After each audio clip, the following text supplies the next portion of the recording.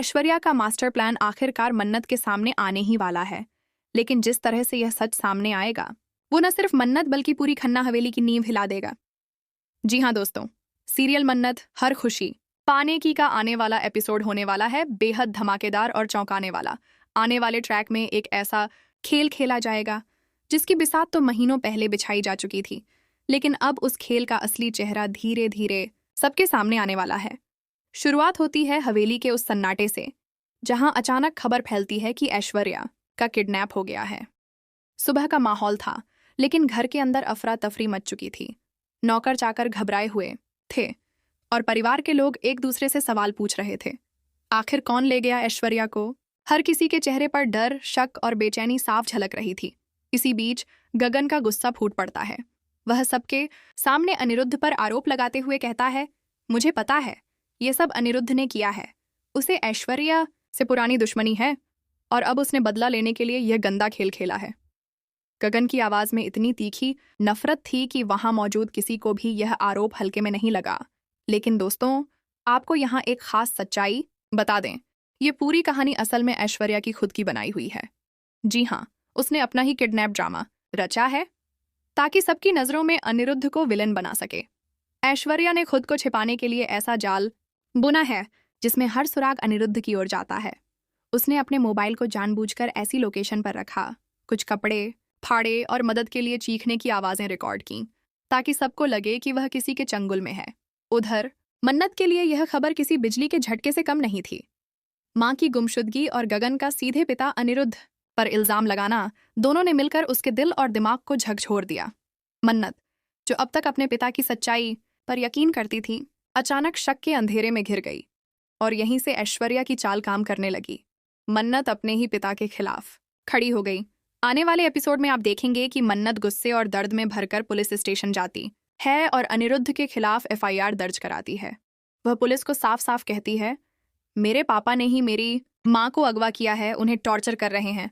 और शायद उसकी आवाज भर्रा जाती है, लेकिन आंखों में गुस्से के साथ नफरत भी झलकती है।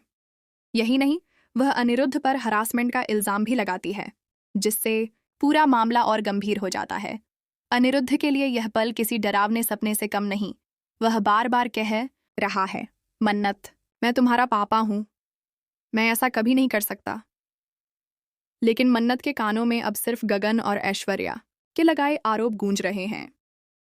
पुलिस भी इस पूरे मामले में अनिरुद्ध को मुख्य संदिग्ध मानकर जांच शुरू कर देती है। लेकिन दोस्तों, कहानी यहाँ खत्म नहीं होती। असल ट्विस्ट तो तब आता है जब विक्रांत एंट्री करता है।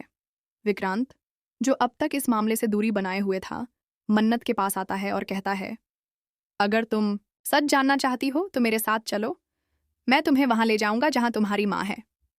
शुरुआत में मन्नत को यकीन नहीं होता, लेकिन माँ के लिए बेचैन बेटी विक्रांत का साथ देने को तैयार हो जाती है।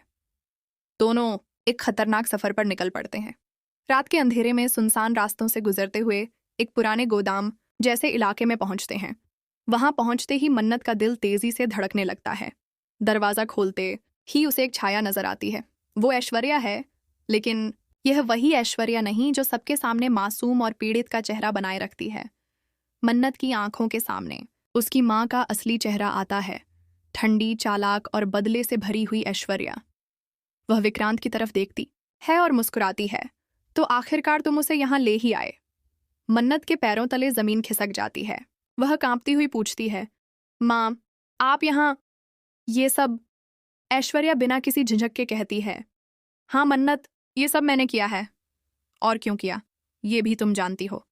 तुम्हारे पापा ने मेरी जिंदगी बर्बाद की थी और अब मैं उनकी बर्बादी का तमाशा देखना चाहती हूँ।